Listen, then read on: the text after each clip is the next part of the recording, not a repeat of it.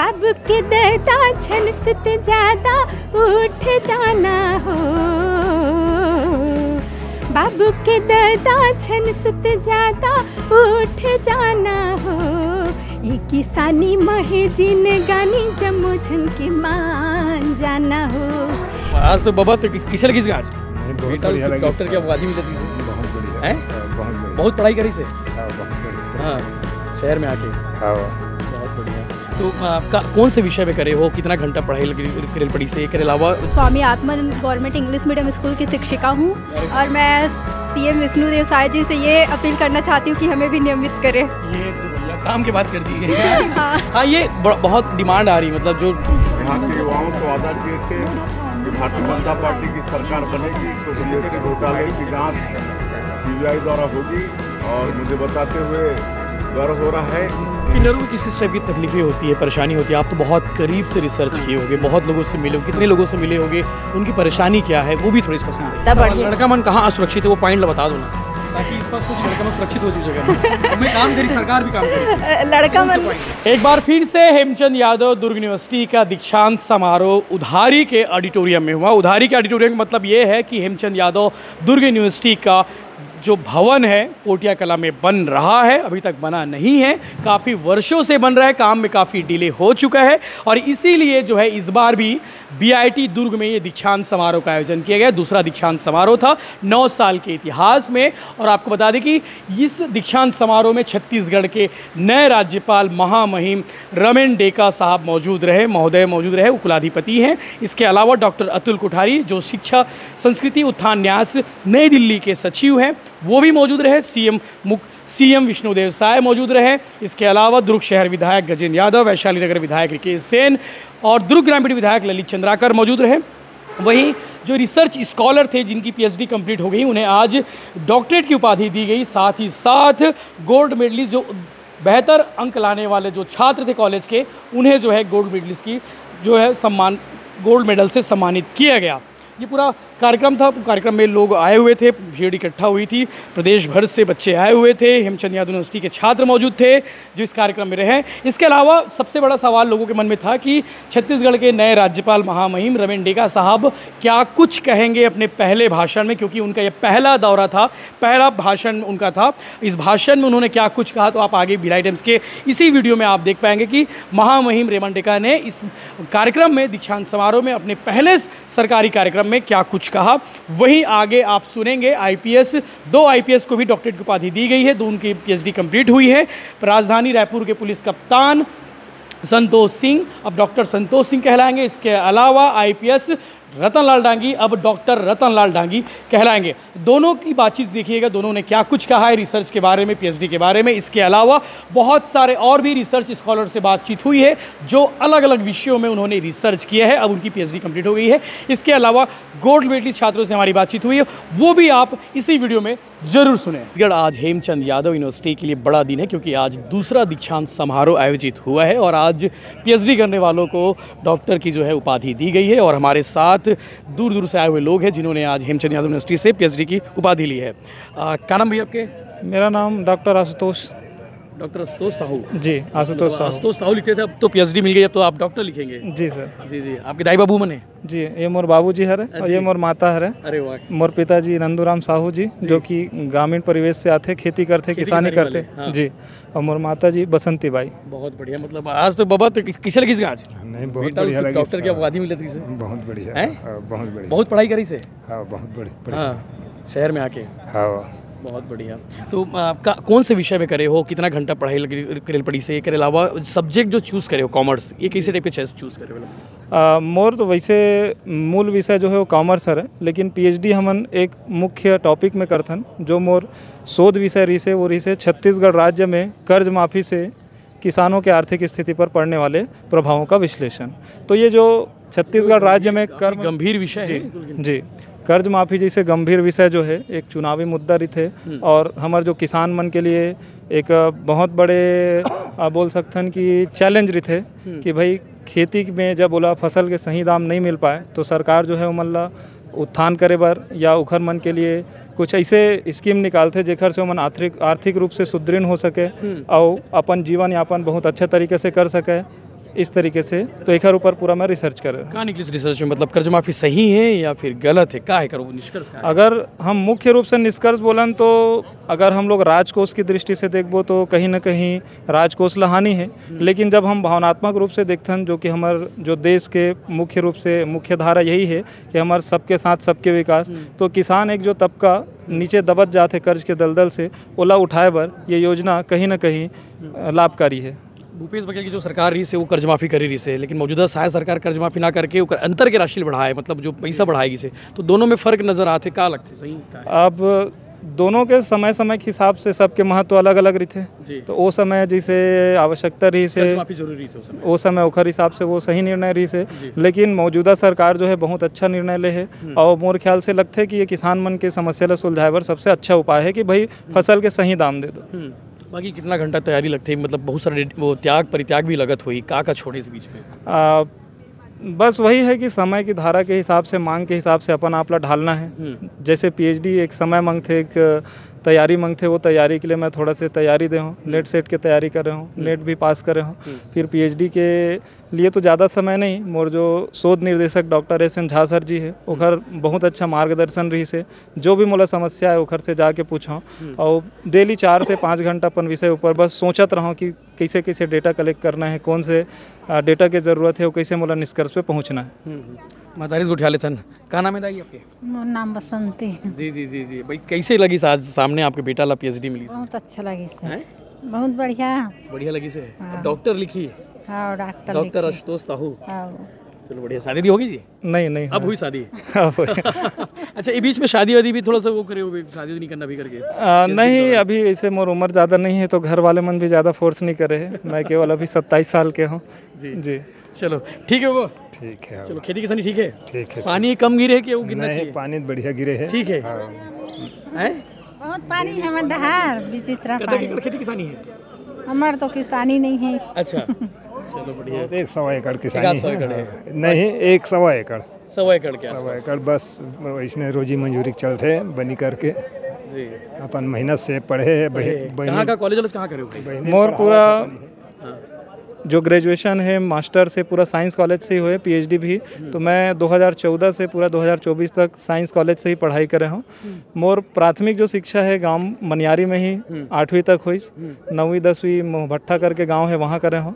फिर 11वीं 12वीं वहाँ देवर बीजा करके एक गाँव है वहाँ से करके अपन उच्च शिक्षा के लिए मैं भिलाई आया हूँ, शहर आया हूँ। तो वहाँ मैं पूरा 2014 से 2024 तक पूरा 10 साल अपन स्टडी लदे हूँ। पीएचडी भी कंप्लीट हो गया। बधाई हो। वर्तमान में मैं एज अ गेस्ट लेक्चरर अतिथि व्याख्याता शासकीय नवीन महाविद्यालय बोरी में पदस्थ हूँ। चलो बढ़िया, वो भी रेगुलर हो जाए जल्दी से। हमारे साथ एक और शोधार्थी मौजूद है जिन्हें पीएचडी की उपाधि मिल गई है और पीएचडी इनका कंप्लीट हो चुका है। किन्नरों पर इन्होंने रिसर्च किया है। किन्नरों पर क्या रिसर्च किया है बात कर लेते हैं। ए शशांक राव, बधाई डॉक्टर साहब आपको पहले तो। जी धन्यवाद भैया। आज कैसा लगा? राज्यपाल पहला प्रोग्राम था और पहला प्रोग्राम आप लोग के लिए था, कैसा लग रहा? बहुत अच्छा लगा कि राज्यपाल सर का पहला प्रोग्राम था और मुख्यमंत्री जी भी यहाँ पर उपस्थित थे, तो हमें बहुत अच्छा लगा इस बात को लेकर और उनके हाथों से उपाधि लेकर बहुत गौरवान्वित महसूस हुआ। कहाँ के रहने वाले हैं आप? मैं कोका भिलाई का रहने वाला। जी। तो विषय क्या था? मैंने कहा किन्नर वाला कुछ विषय था, वो क्या था स्पष्ट? मेरा जो विषय है वो रायपुर संभाग में किन्नरों की आर्थिक स्थिति का अध्ययन है। कैसी स्थिति है? अभी तो मैं जब बोलूँगा जब से तृतीय लिंग की मान्यता प्राप्त हो गई है शासन से और आरक्षण भी अब उन्हें मिलने लगा है, तो अब स्थिति में काफ़ी पहले से सुधार आ रहा है। पूर्व की तुलना अभी भले गति धीमी है पर सुधार सार्थक है। हमारे क्षेत्र में किन्नरों के क्षेत्र में सुधार सार्थक है। सुविधाएं सरकार उन्हें दे रही है और आज तृतीय लिंग जो समुदाय है वो भी बढ़ चढ़कर शैक्षणिक गतिविधियां हों या चाहे रोजगार संबंधी गतिविधियां, उद्यमिता संबंधी गतिविधियां हों, ये सब में वो भाग ले रहे हैं और आयोपार्जन हेतु आगे बढ़ रहे हैं। किन्नरों को किस टाइप की तकलीफें होती है, परेशानी होती है? आप तो बहुत करीब से रिसर्च किए होंगे, बहुत लोगों से मिले हो, कितने लोगों से मिले होंगे, उनकी परेशानी क्या है वो भी थोड़ी स्पष्ट बताइए। मैंने लगभग 200 लोगों से मैं मिला पूरे 5 जिलों में और जिलों के अतिरिक्त भी मैंने मिला। किन्नरों की सबसे बड़ी दिक्कत जो है वो सामाजिक स्वीकारता है, चाहे सामाजिक स्वीकारता बोलें या सामाजिक बहिष्करण बोलें। ये सबसे बड़ी है कि आज भी हम 21वीं सदी पे होने के बाद भी, क्योंकि तृतीय लिंग कोई अलग लिंग नहीं है, प्रकृति ने ही हमें इससे परिचित कराया। जैसे स्त्री है वैसे पुरुष है, वैसे ही तृतीय लिंग है। स्त्री उन्हीं की बातें अगर हम सिर्फ हमारे समाज को चाहिए कि उन्हें अलग नज़रिए से ना देखें, सिर्फ समान नज़रिए से देखें, स्पेशली उनके लिए कोई व्यवहार ना करें। वो एक स्त्री और पुरुष की भांति ही हैं। अगर उनसे समानता का व्यवहार किया जाए तो वो उनके लिए सबसे सार्थक कदम होगा। तो आपने ये भी रिसर्च किया होगा सरकार इनके लिए क्या काम कर रही है, तो आपके नज़रिए से जानना चाहूँगा, आपके रिसर्च रिपोर्ट पे तो आई होगी कि सरकार क्या क्या काम कर रही है, तो जो सरकार काम कर रही है क्या वाकई ज़रूरी है, कितना ज़रूरी है और क्या कितना कम है, कितना ज़्यादा है? सरकार 2014 में जब यहाँ सुप्रीम कोर्ट से पास हुआ कि इन्हें तृतीय लिंग की मान्यता मिलनी चाहिए, तो विभिन्न जितने भी निर्देश दिए गए, योजनाएं जो संचालित हैं, जो एक स्त्री और पुरुष को समान रूप से मिलती है, वो सभी योजनाओं में इनका समावेशन किया गया। आज आप देखेंगे पहले मेल और फीमेल का ऑप्शन मिलता था, अब एक तृतीय लिंग का भी ऑप्शन हर फॉर्म में हर जगह मिलता है। सरकार आज इन्हें रोजगार के अवसर दे रही है। जो लास्ट पुलिस भर्ती हुई थी छत्तीसगढ़ में, उसमें भी लगभग 15-16 लोग जो तृतीय लिंग व्यक्ति हैं वो इसमें सेलेक्ट हुए हैं और लगातार प्रशिक्षण कार्यक्रम चला रही है जिससे ये स्वयं रोजगार करें। जो सरकारी दुकानें हैं, जो सरकारी घर हैं, उनमें भी इन्हें 2% का आरक्षण इन्हें मिल रहा है। तो सरकार पूरी कोशिश कर रही है और मैं हमेशा मानता हूँ कि ये द्विपक्षीय समझौता होता है। सिर्फ सरकार ही नहीं, समाज को भी अगर इसमें हम कोशिश करें और समानता का दर्जा दें, रोजगार दें, तो यह वर्ग भी निश्चित ही समाज के लिए एक सार्थक उदाहरण होगा। ये विषय चुनने का मैं कारण जानना चाहूँगा, मतलब बहुत कम लोग होते हैं कि इस तरह के विषय को चूज़ करते हैं। आपने ये किन्नर की जो तकलीफ़ें हैं उस पर काम किया, क्यों ऐसा चूज़ किया? आप मेरा विषय जानेंगे तो थोड़ा सा आश्चर्य होगा। मैं वाणिज्य मतलब कॉमर्स का स्टूडेंट हूँ, पर शुरू से ही रिसर्च एक ऐसा रहता है कि जब तक हम समाज को कुछ दें ना, तो रिसर्च का मेरे ख्याल से रिसर्च सार्थक नहीं हो सकता। तो समाज को उपयोगिता, और मैं सामाजिक क्षेत्र में हमेशा आगे बढ़ना चाहता था। तो जब बचपन में हम ट्रेन में सफ़र करते थे तो उनको मांगते हुए देखते थे तो लगता था कि क्या यही एक आय का साधन है, क्या यही एक रोज़गार है। तो उसी पे अध्ययन करने की इच्छा हुई और रिसर्च से समाज को कुछ अलग देने की इच्छा से मैंने इस विषय का चयन किया जिससे सामाजिक लोग जागरूक हों। ठीक है, शुक्रिया आपका, बधाई हो ढेर सारी। तो ये शशांक राव थे। अच्छा, मुझे ये भी मालूम चला कि आप सबसे कम उम्र के शोधार्थी हैं, ऐसा कुछ। कितनी एज है आपकी? अभी मेरी एज 30 है। 30। अब मैं तो इसके लिए कंफर्म नहीं हूँ। अच्छा। पर मैंने अपना जो रिसर्च वर्क है, जैसे यूजीसी के नॉर्म्स से, हाँ रिसर्च वर्क के जो नॉर्म्स है कि आपको 3 साल में करना है, तो आप मेरा जब नोटिफिकेशन देखेंगे तो मैंने जिस दिन पर मैंने रजिस्ट्रेशन किया था उसी दिन पर मैंने अपना थीसिस जमा किया। मैंने एक दिन भी एक्स्ट्रा नहीं लिया, जैसे लोग 4 साल 5 साल हो लगते, पर मैंने करेक्ट 3 साल के जो नॉर्म्स थे 3 साल में उसी दिन सेम डेट पे किया। हमारे साथ एक और शोधार्थी मौजूद है जिन्हें अब डॉक्टरेट की उपाधि मिल चुकी है, डॉक्टर सरोज नैयर जी। बात कर लेते हैं क्या क्या विषय था आपका? विषय क्या था? मेरा जो विषय था वो था एजुकेशन, शिक्षा संकाय थी, और जो मेरा टॉपिक था effect of psychological wellbeing and academic resilience on academic performance. तो कितना फर्क, मतलब आपने रिसर्च किया होगा, समझा होगा इस विषय को, कितना समाज में कितना है? समाज में मतलब मेरे जो सैंपल थे वो 11th क्लास के बच्चे थे। तो बच्चे जब पढ़ाई से डिस्ट्रैक्ट हो जाते हैं तो किन कारणों से होते हैं और वापस उनको कम बैक कैसे करवाया जा सकता है, इसके ऊपर मेरा शोध था और मैंने अच्छा रिजल्ट भी देखा जी। क्या मतलब क्या लगता है कि क्या कारण होते हैं बच्चे जो पढ़ाई से छोड़ देते हैं, फिर वापस कैसे लेके आना चाहिए? बहुत सारे फैक्टर्स हैं जो उनकी पढ़ाई को डिस्टर्ब कर देते हैं, जैसे कि पीयर ग्रुप, अगर अच्छा साथी समूह है तो अच्छा वो रिजल्ट आते हैं, लेकिन वही साथी समूह या फिर उनके सोशियो इकोनॉमिक स्टेटस ठीक नहीं है तो भी उनके पढ़ाई पे असर पड़ता है। तो ऐसे कई सारे फैक्टर्स हैं जिनको मैंने अपने शोध में पूरा चेक किया जी। अपने शोध में ये भी रखा होगा कि सरकार को क्या करना चाहिए और सरकार अभी क्या कर रही है?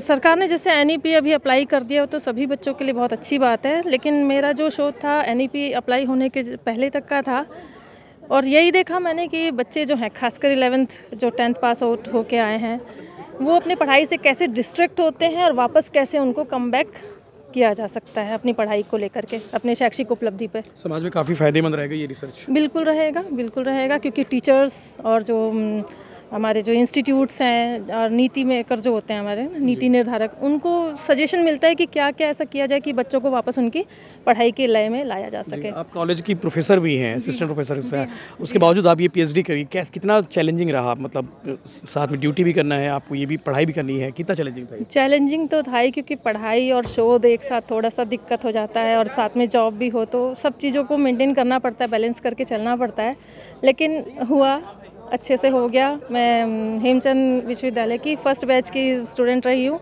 और मेरा अभी 24 में ही कंप्लीट हुआ शोध और आज डॉक्टरेट की उपाधि में मिल गई है। सरकारी स्कूल की महिला शिक्षक भी हमारे साथ मौजूद है जो शोधार्थी रही हैं, अब इन्हें PhD कंप्लीट हो चुकी है। बात कर रहे थे कौन कौन सा विषय था।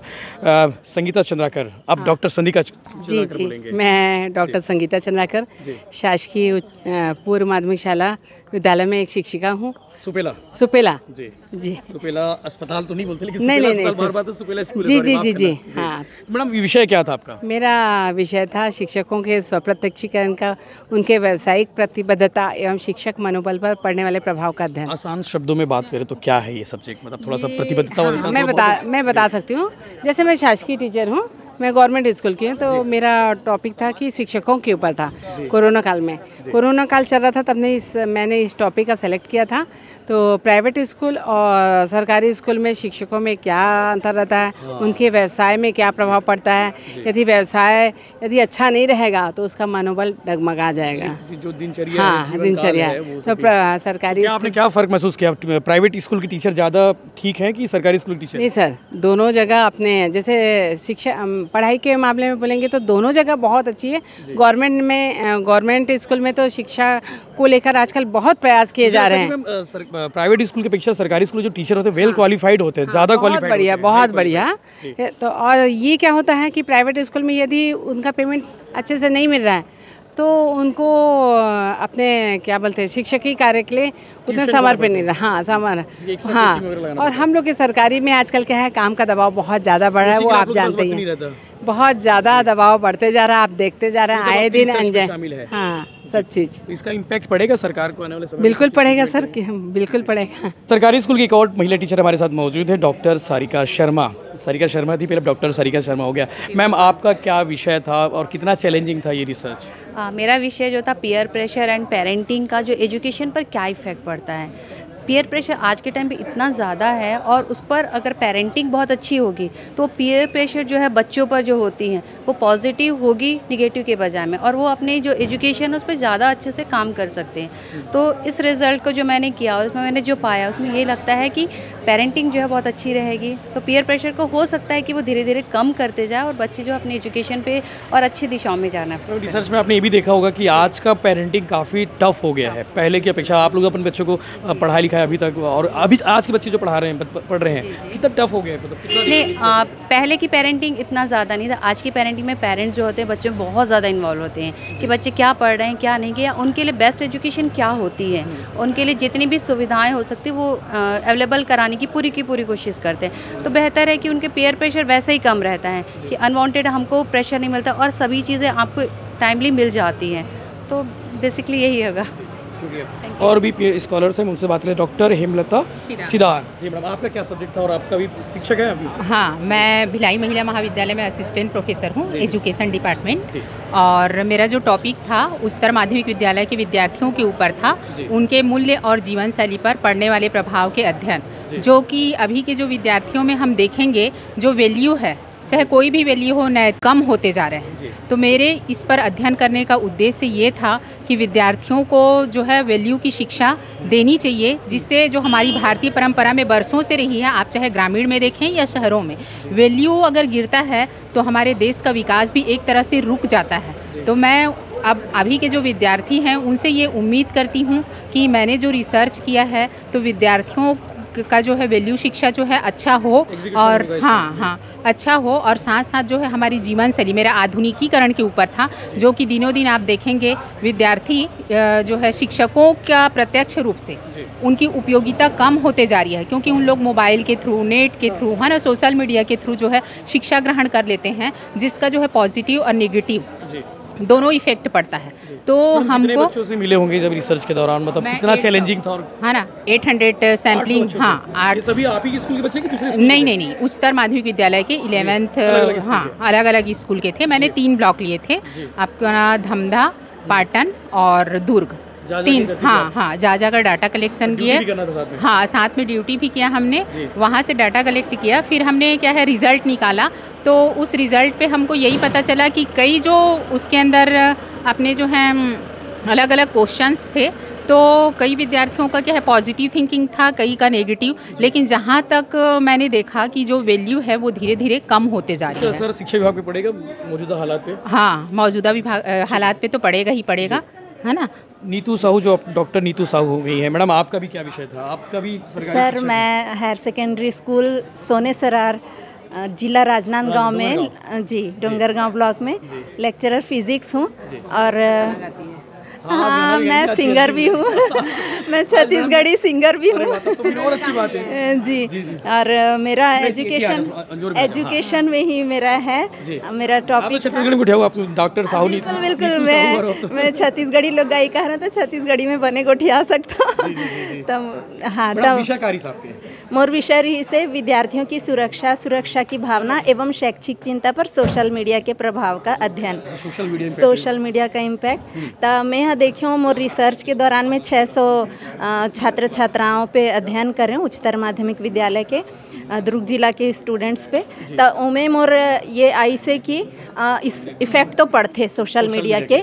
हाँ, तो अगर बहुत ये एक इफ़ेक्ट भी ऐसे है कि अगर हमन सीमित समय और सही ढंग से होकर उपयोग करथन, हाँ, तो अगर हम पढ़ाई लिखाई के ज्ञान प्राप्ति के माध्यम उद्देश्य से अगर हम एकर यूज़ करथन तो बहुत फ़ायदेमंद है। लेकिन अगर हम सोशल मीडिया में लिप्त होके चैट करथन, गेम खेलथन या फालतू चीज़ में टाइम वेस्ट करथन रील्स देख देख के, तो गलत तरीका से अगर यूज़ करत है लइका मन ह, तो ओकर निगेटिव इम्पैक्ट देखे बर आवत है। और ये भी देखे बर इस एक नया रिजल्ट है इस मोर में कि अभी तक मैं जितना भी रिलेटेड स्टडी सर्च करे रहे हो ना, तो उमें इसे आ रही से कि असुरक्षा की भावना छात्राओं में ज़्यादा दिखाई दे रही है अब तक। लेकिन अभी मैं जो रिसर्च कर रही हूँ, डाटा कलेक्ट कर रही हूँ, उमें ऐसे आगे कि स्टूडेंट्स में, छात्र में असुरक्षा के लेवल बढ़ गए हैं। छात्राएं ज़्यादा मतलब कंपेरेटिवली आज के स्थिति में महिला मन के लिए जितना भी अभियान चलाए जाते,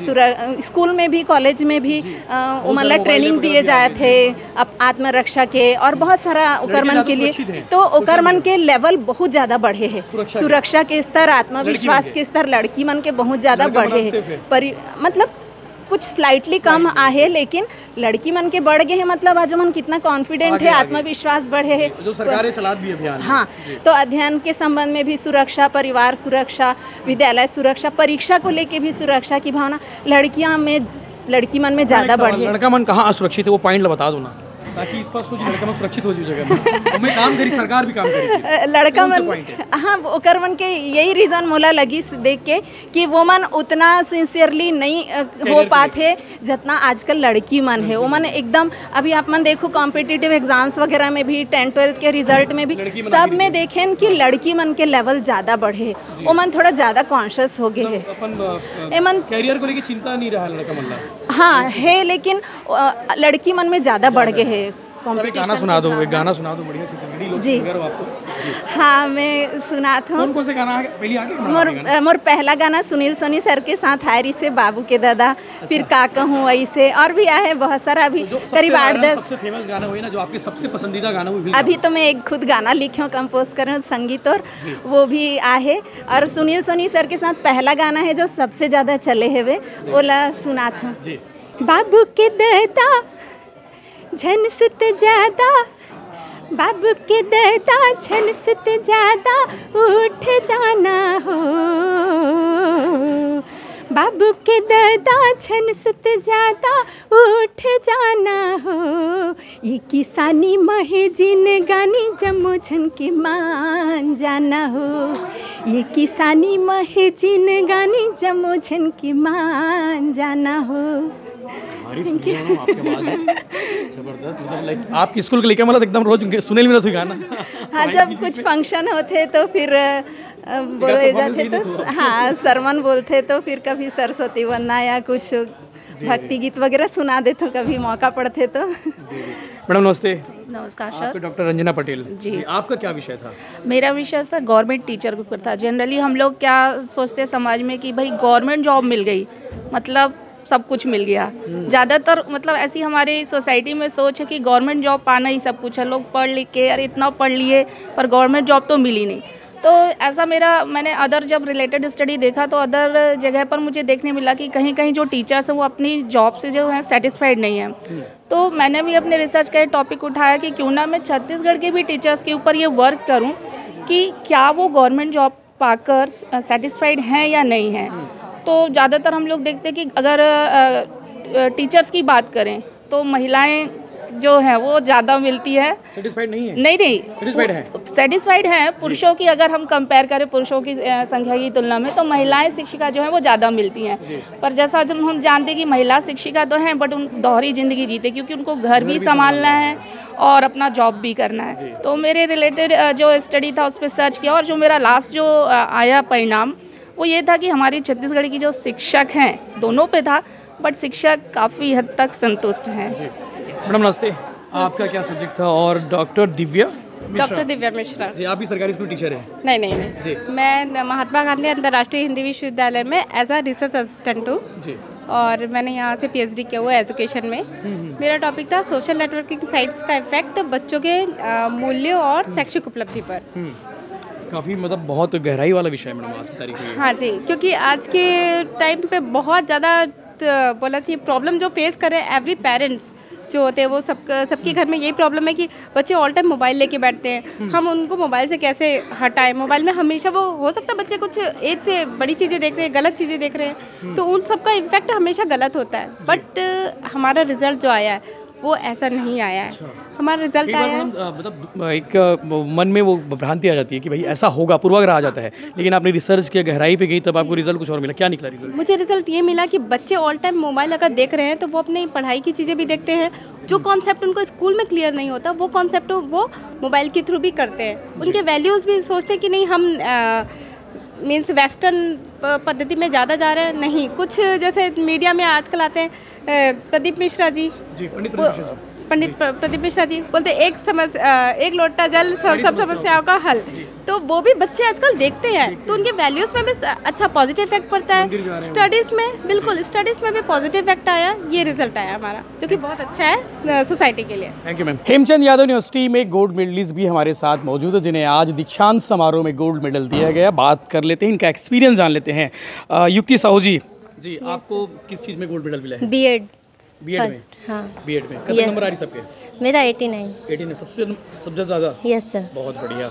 विभा साहू जी, एमएससी बॉटनी में मिला। एमएससी बॉटनी में कितना नंबर आ रही से? 79.21%। 79.2। अभी क्या करा था? अभी मैं कॉम्पिटिटिव एग्जाम की तैयारी करा था जी। आज मेरा जन्मदिन भी। अरे हैप्पी बर्थडे भैया, राज्यपाल के हाथों आप लोग गोल्ड मेडल मिल के बड़ी बात है। ये धन्यवाद। बहुत बड़ी बर्थडे गिफ्ट। हाँ, एक्साइटमेंट रीस हुई आज बर्थडे की। एक्साइटमेंट रीस। बताओ, गोल्ड मेडल साथ में बर्थडे भी। हाँ, वो भी राज्यपाल के। हाँ, राज्यपाल के पहला प्रोग्राम है वो। हाँ, पहला प्रोग्राम है। ये भी बड़ी बात है जी। मेरा नाम सोनाली साहू है जी। मैं बीएससी बीएड की हूँ, उसमें गोल्ड मेडलिस्ट हूँ। मेरा 82% बना है। वर्तमान में मैं स्वामी आत्मन गवर्नमेंट इंग्लिश मीडियम स्कूल की शिक्षिका हूँ, और मैं सीएम विष्णुदेव साय जी से ये अपील करना चाहती हूँ कि हमें भी नियमित करें। ये भैया काम की बात कर दी है। हाँ, ये बहुत डिमांड आ रही है, मतलब जो टीचर जो पढ़ा का वादा किए हैं तो उनको पूरा करना चाहिए, हम यही उम्मीद करते हैं। गोल्ड मेडल तो दे दिए, सर्टिफिकेट दे दिए, तो भैया वो भी चाहिए, नौकरी भी चाहिए। हाँ, नौकरी भी चाहिए, वो भी रेगुलर। अच्छा, ये डिमांड लगातार आ रही है ना आप लोग के जो पढ़ा रहे हो। अभी आप लोग संविदा वाले हैं? संविदा में है सर। अभी हम लोग चाह रहे कि रेगुलर हो। हाँ, 12,000 संविदा कर्मी है। अब हम लोग प्रदेश भर में स्कूल है, आई थिंक 347 समथिंग स्कूल है इंग्लिश मीडियम, उसमें 12,000 कार्यरत संविदा कर्मी है। सब संविदा वाले? सब संविदा वाले। सब कहा तो रेगुलर होना चाहिए। रेगुलर होना चाहिए। कैसे करिए रेगुलर? मतलब एकदम से कि कल से रेगुलर हो, आप ऐसा नहीं कर सके? फार्मूला क्या हुई? फार्मूला भर्ती निकालना चाहिए। हाँ, रेगुलर नहीं, जो पुराना जैसे एक्सपीरियंस के बेसिस से होकर हिसाब से हाँ कंटिन्यूएशन करना चाहिए। तो तुम्हारे उनके संघ बने कहीं? संघ बना है, टीएडीए का भी मांग कर रहे हैं। हाँ। अभी सैलरी क्या है? अभी मेरा मतलब शिक्षक लड़की बन के सैलरी नहीं पूछी? 35,400 बेसिक। हाँ, और रेगुलर होगी तो 1 लाख चली जाएगी। रेगुलर होंगे तो टीएडीए और होम अलाउंस वगैरह करके, जीपीएफ वगैरह करके वही 55 समथिंग। बहुत बढ़िया जी, बात तो सही है। हाँ, तो वही अपील है। ठीक है जी। आप हेमकिरण निषाद जी। मैं भी संदीपनी एकेडमी से हूँ, और मेरा बीए बीएड में 79% आया है जी। और मैं अभी एमए कर रही हूँ रविशंकर यूनिवर्सिटी से जी। हाँ। आपको कैसा लगा आज राज्यपाल के हाथों, सीएम के हाथों? बहुत खुशी हो रहा है, और ये बहुत प्राउड मोमेंट है मेरे लिए। बस थोड़ा सा दुख हो रहा है कि यहाँ पे पेरेंट्स को अलाउड नहीं किया गया था, तो मैं ये चाहती हूँ कि हाँ, मैं ये चाहती हूँ कि अगर आगे कभी दीक्षांत समारोह हो तो वहाँ पे पेरेंट्स को भी अलाउ किया जाए, क्योंकि बहुत हाँ किसी बड़ी जगह में कराए। और क्योंकि बहुत से स्टूडेंट, कई लोग लखनऊ से आए हैं, कई लोग दंतेवाड़ा से आए, तो उन लोगों के लिए अकेले ट्रैवल करना बहुत कठिन रहता है। आप लोग चाहते हो कि आज पेरेंट रहते हैं आपके साथ? हाँ, हमारा सम्मान हुआ है वो अपनी आंखों से देखते हैं। हाँ, तो बहुत खुशी होता है। गंभीर बात है। हाँ, आप लोग इस बात को पहले रखी नहीं कि जब कार्यक्रम हुआ तो यहाँ पे जगह के मतलब कमी के कारण ऐसा किया गया, तो हम लोग भी समझते हैं कि हाँ मतलब सब मंत्री वगैरह सब हैं, उनके मतलब ज़्यादा सेफ्टी के लिए। तो कॉलेज की बिल्डिंग तो बन गई लेकिन वहाँ रहने लायक नहीं है। हाँ, तो मैं चाहती हूँ कि अगर कभी आगे होता है दीक्षांत समारोह तो वहाँ पे पेरेंट्स को भी अलाउ किया जाए। और आज PhD की उपाधि लेना एक बड़ी उपलब्धि है, किस तरह से आगे अब इसका लाभ पुलिसिंग में मिलेगा? देखिए, जो विषय मैंने चुना था वो विषय न केवल छत्तीसगढ़ के लिए बल्कि देश के लिए एक कंटेम्प्रेरी इश्यूज़ है। और जब मेरा शोध का विषय था कि नक्सली उन्मूलन में सहायक आरक्षकों की भूमिका और स्पेशली बीजापुर ज़िले के संदर्भ में, क्योंकि उस एरियाज़ में मैंने 2006 से लगा करके 2012 तक लगातार काम किए। नक्सल समस्या को मैंने नज़दीक से देखा और मैंने देखा कि जो स्थानीय युवा है किस तरह इस समस्या का समाधान में सहयोगी हो सकते, तो उसी पे मैंने शोध किया। और निश्चित रूप से जो है ये न केवल अपने स्टेट को बल्कि पूरे देश को इसका फ़ायदा होगा। यानी पुलिसिंग में अब इस शोध का प्रयोग किया जाएगा कि जिस तरह से नक्सलियों को उन्मूलन के लिए। हाँ, डेफिनेटली, क्योंकि प्रैक्टिकली तो नॉलेज मेरे पास था, क्योंकि मैंने काफ़ी लंबे समय तक काम किया। SPO से शुरू हुआ, फिर सहायक आरक्षक आए, बस्तर फाइटर आए, तो वो चीज़ें मेरे पास में थी। और चूँकि उनके सहायक आरक्षक बनने के बाद उनकी कह सकते हैं कि इकोनॉमिकली क्या परिवर्तन आया, सोशली क्या परिवर्तन आया, और उस एरियाज में डेवलपमेंट किस तरह से हुआ, और इस चीज़ को मैंने जो है इसमें इस विषय के रूप में लिया। सर, सर्विस के दौरान आपने PhD की है, लेकिन आज का युवा जो है दिन भर इंस्टाग्राम सोशल मीडिया पे इन्वॉल्व है, उनके लिए आप क्या कहेंगे? देखिए, मैं सभी युवाओं से ये कहना चाहूँगा कि इस सोशल मीडिया जो है उसका एक कंस्ट्रक्टिव यूज होना चाहिए। आपके पास में जो मोबाइल है वो एक दुधारी तलवार है, आप किस तरह से यूज करना चाहिए। आइए, एक पूरी दुनिया आपके हाथ में है, आप किस तरह से यूज करना चाहिए। तो मैं आपके माध्यम से कहना चाहूँगा कि इसमें बहुत ज्ञान का सागर भरा हुआ है, उसका यूज कीजिए और न केवल अपना बल्कि पूरे देश के लिए कंस्ट्रक्टिव काम करें। थैंक यू सर, बहुत देखते हैं अंतर्राष्ट्रीय स्तर पर। देखिए, मैंने जो शोध का विषय अभी रखा था वो संयुक्त राष्ट्र संघ के शांति प्रयास थे। आप देखते होंगे दुनिया में हर जगह जहाँ भी युद्ध होता है वहाँ शांति के लिए संयुक्त राष्ट्र संघ की सेनाएं जाती हैं। और अब पहले पीस कीपिंग मिशन जाते थे, अब पीस बिल्डिंग मिशंस भी जाने लगे हैं। उसी पे मेरा ये काम है। और इस फील्ड में आप देखते हो कि भारत की बहुत महत्वपूर्ण भूमिका रही है। भारत दुनिया में तीसरा सबसे बड़ा संयुक्त राष्ट्र संघ में शांति सैनिक भेजने वाला देश है। बहुत सारे पुलिस अधिकारी, मिलिट्री ऑफिसर्स भी इन मिशंस को लीड करते रहे। मेरा विषय जो है उसी से संबंधित रहा है और ये उस विषय में शांति प्रयास किस तरह से हों, कैसे किए जाएं, एक उस एरिया पे ये जो रिसर्च है आने वाले समय में जो फॉरेन पॉलिसी मेकर्स हैं, नीति निर्धारक जो लोग अधिकारी होते हैं उनके लिए काम आएगा। साथ ही साथ ये शांति प्रयास से संबंधित है। तो आप देखिए कि ऐसे सारे ट्रबल्ड प्लेसेस, चाहे कोई भी राज्य भी हो जहाँ जहाँ डिस्टर्बेंस चलते रहते हैं, वहाँ भी इसके एलिमेंट्स को कहीं ना कहीं उपयोग में लाया जा सकता है। और ये आज जो मुझे ये उपाधि प्राप्त करने का मौका मिला, एक बड़ी शैक्षणिक उपलब्धि के रूप में और सबसे बड़ी बात खुद की संतुष्टि के रूप में मैं इसको देखता हूँ। अंतर्राष्ट्रीय स्तर पर जो वार चल रहा है सर, उसको कैसे देखते हैं? खासकर बांग्लादेश को जो अभी हाल ही में स्टार्ट हुआ है। अभी आप देखें तो अभी पुनः हमारे पड़ोस में एक फिर से एक तख्ता पलट हुआ है और ये फिर जैसे मैं कह रहा था अंतर्राष्ट्रीय सुरक्षा का विषय है और ये भारत के लिए शुभ लक्षण नहीं है। निश्चित रूप से हम भी इससे प्रभावित होते हैं। आप देख रहे होंगे कि भारतीय जो राजनेता हैं, भारतीय जो फॉरेन पॉलिसी मेकर हैं, वो इस पे नज़र रखे हुए हैं और अंतर्राष्ट्रीय एजेंसी जिसमें संयुक्त राष्ट्र संघ भी, उसका भी इंटरवेंशन निश्चित रूप से इम्पोर्टेंट होगा कि वो किस तरह से इसमें इंटरवेंट करें। भारत के ऊपर क्या प्रभाव पड़ेगा जो अंतर्राष्ट्रीय स्तर पर जो लड़ाइयाँ चल रही है, रूस यूक्रेन की बात की जाए या फिर अभी हमास और इजराइल ईरान की बात की जाए, किस तरह से देखते हैं इसको, क्या प्रभाव पड़ेगा भारत पर? आप देखें कि दुनिया में कहीं भी अगर डिस्टर्बेंस होता है तो आज दुनिया इतना ग्लोबल है, इतनी कनेक्टेड है, उसका प्रभाव सारे देशों में पड़ता है। अगर मिडिल ईस्ट में कोई वार होता है तो आर्थिक रूप से हमें तेल पे असर दिखता है। अगर कहीं किसी देश में और युद्ध होता है, अगर हमारे पड़ोस में युद्ध होता है तो हमें शरणार्थी के रूप में उसका प्रभाव देखने को मिलता है। तो कहीं भी दुनिया में डिस्टर्ब में उसका फ़र्क भारत पे पड़ता ही है और इसीलिए हमें अपने जो विदेश नीति है वो अपडेट रहना पड़ता है, सोचना पड़ता है कि किस तरह से जो दुनिया के प्रमुख घटनाएं हैं जिसमें युद्ध भी शामिल है उस पर हम अपनी प्रतिक्रिया दें, अपना इंटरवेंशन रखें। और भारत संयुक्त राष्ट्र संघ के माध्यम से ये बहुत महत्वपूर्ण भूमिका निभाता है। साथ ही साथ अन्य जो इंटरनेशनल ऑर्गेनाइजेशन है उसमें भी महत्वपूर्ण भूमिका निभाता रहा है। पुलिस कप्तान है, पीएचडी करना काफ़ी चैलेंजिंग माना जाता है। ड्यूटी और पीएचडी कितने घंटे पढ़ते थे और बाकी बच्चों को क्या कहेंगे पढ़ाई करके? मैं आपको बताऊं, मैंने जेएनयू से एमफिल किया था काफ़ी पहले और सर्विस में आने से पहले मैं जेएनयू से पीएचडी भी कर रहा था। लगभग 2.5 साल मैं पीएचडी उस समय भी किया था। मुझे पीएचडी लेकिन मेरी कंप्लीट नहीं हो पाई।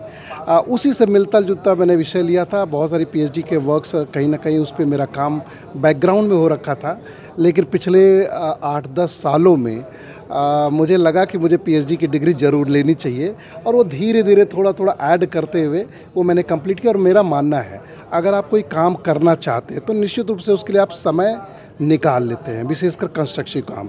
तो इस तरह से राजधानी में रहते हुए भी, पुलिस में रहते हुए भी मैंने अपनी हॉबी के रूप में और ख़ुद की संतुष्टि के लिए यह पीएचडी का काम किया और निश्चित रूप से इसका एक बहुत ही आने वाले समय में इसका उपयोग भी किया जा सकता है।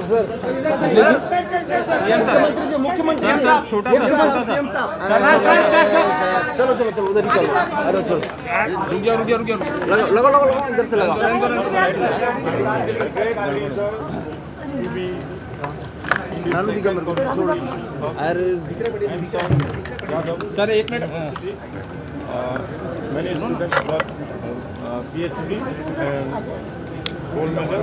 I congratulate them and hope this university in multi sectors, and I do hope also that the university will